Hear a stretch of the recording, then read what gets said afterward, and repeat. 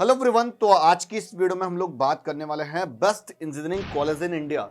तो इससे पहले एक मैंने और वीडियो बनाई थी top 10 private engineering college in India accepting JEE score other than IITs NITs and triple IT. तो यार कुछ ये उसी का सेकंड पार्ट आप बोल सकते हो, जिसमें से हम 11 से 20 नंबर तक के कॉलेज के बारे में बात करने वाले हैं। उसमें ज्यादा फीस स्ट्रक्चर वाले कॉलेज को रखा गया था, अच्छी प्लेसमेंट वाले को रखा गया था। फिर आती है मिडिल क्लास वालों की दिक्कत सबसे ज्यादा।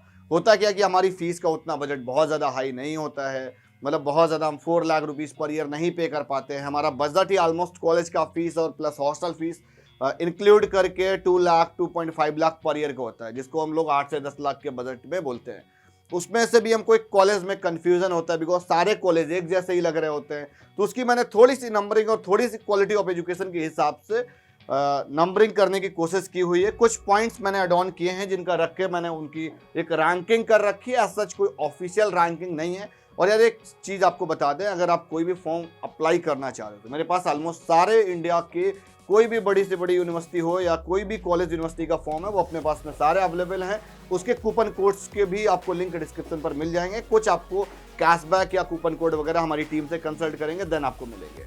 तो चलो कॉलेज देख लेते हैं। सबसे पहले नंबर पे हमारा फीस स्ट्रक्चर का पॉइंट होता है, जो कि एक बहुत मैटर करता है। जैसे मैंने बोला कि अपना फीस 1 से 1.5 लाख के बीच में होगा तो मतलब एक एवरेज वाले स्टूडेंट के लिए बढ़िया रहता है। एवरेज में स्टूडेंट एक फीस स्ट्रक्चर वाइज तो बात कर ही रहा हूँ, साथ ही साथ हमारा एवरेज हम स्कोरिंग वाइज भी एवरेज है। मतलब एक तो एवरेज फीस का हमारा बजट है और एवरेज हमारी स्कोरिंग भी है। तो सबसे ज़्यादा कॉम्प्लिकेटेड सिचुएशन यही होती है।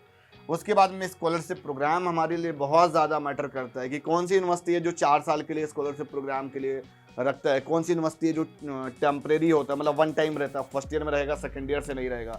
अब यार सिंपल से एक चीज़ होती है, जो भी यूनिवर्सिटीज़ 4 ईयर के स्कॉलरशिप प्रोग्राम में रहती हैं उनका पूरा एक year two year terms and condition होती है कि उसके नीचे नहीं होना चाहिए, और ये हमारा एक सीजीपीए क्राइटेरिया है। इस तरीके से सारी चीज़ें रहती हैं।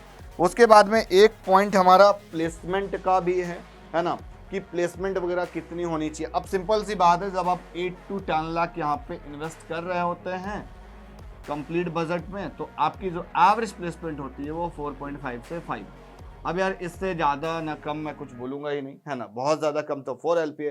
अब उसमें भी डिफरेंट तरह के कॉलेज यूनिवर्सिटीज़ हैं, कहीं पे एक्सपोजर कम है, कहीं पे ज़्यादा है, कुछ स्टार्टअप के लिए बढ़िया रहेंगे। तो बहुत सारी चीज़ें हैं, अपने आप क्राइटेरिया के हिसाब से आप डिसाइड कर सकते हो।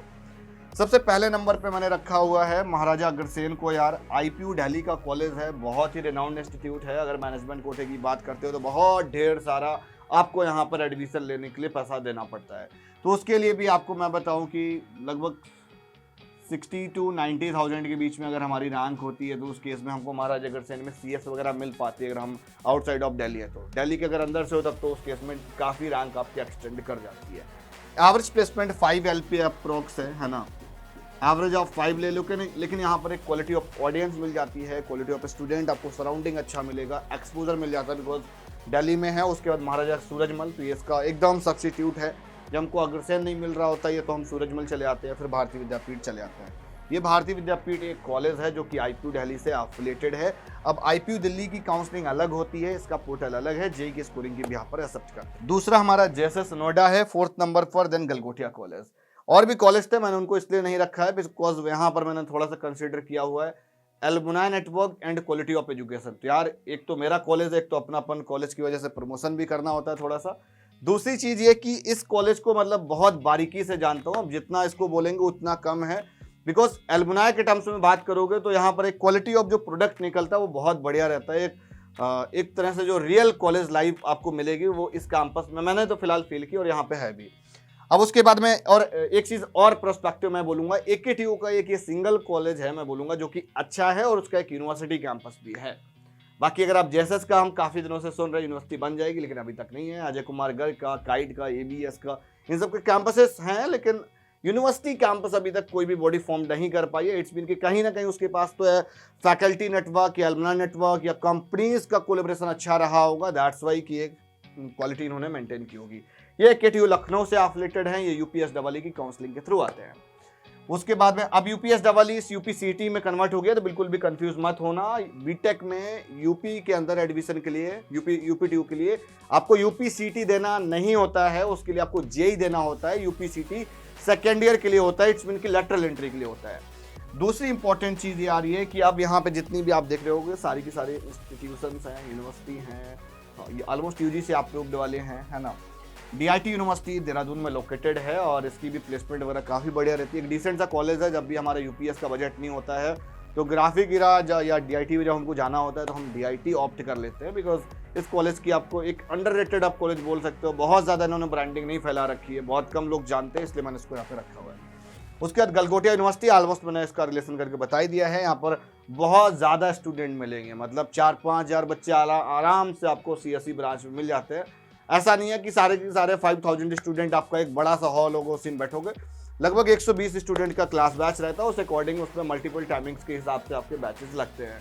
वो ऑलमोस्ट आपका सेम कॉन्सेप्ट, आपका चितकारा हो, LPU हो, चंडीगढ़ हो या क्वांटम हो, ऑलमोस्ट सब जगह सेम कॉन्सेप्ट पे एप्लीकेबल रहते हैं। जहाँ पर नंबर ऑफ स्टूडेंट्स ज़्यादा रहते हैं वहाँ पर ये उनको कॉन्सेप्ट रखना पड़ता है।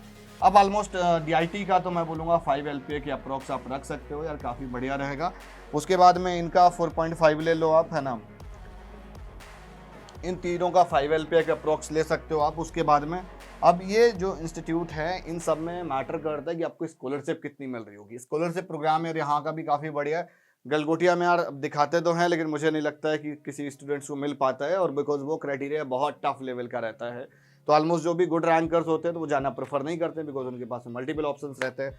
हाँ, लेकिन इन लोगों ने स्कॉलरशिप्स अच्छी देते हैं। आई थिंक चितकारा में स्कॉलरशिप प्रोग्राम नहीं है ना, पिछले 1-2 सालों से हट गया है।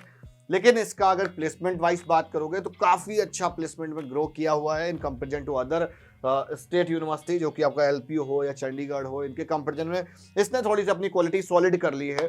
उसके बाद में LPU यार, LPU के मामले में तो मतलब LPU एक ऐसा ऑर्गेनाइजेशन है यार कि एजुकेशन को एक डिफरेंट पॉइंट ऑफ व्यू से समझता है, उसको देखता है।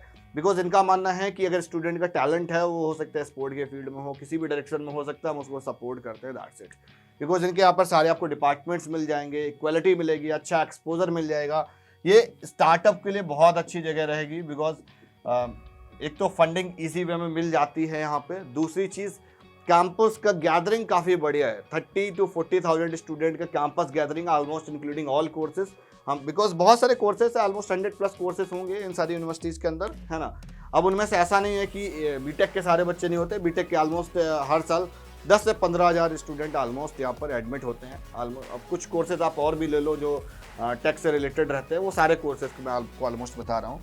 उसके बाद में चंडीगढ़ यूनिवर्सिटी की बात करोगे तो इस यूनिवर्सिटी की थोड़ी सी क्वालिटी पिछले 2-3 सालों से डाउन होती हुई दिख रही है। हाँ, लेकिन एक चीज़ ये मैं बोलूँगा कि जो स्टूडेंट का फ्लोइंग है वो ऑलमोस्ट है CU में, बिकॉज प्लेसमेंट्स कुछ स्टूडेंट्स की अच्छी भी निकल जाती है जो ऊपर वाले बच्चे रहते हैं, लेकिन मोस्टली एक कहीं ना कहीं एक CU का एक गैदरिंग का एक कंजस्टेड वाला मुझे सुनने में आता है ना।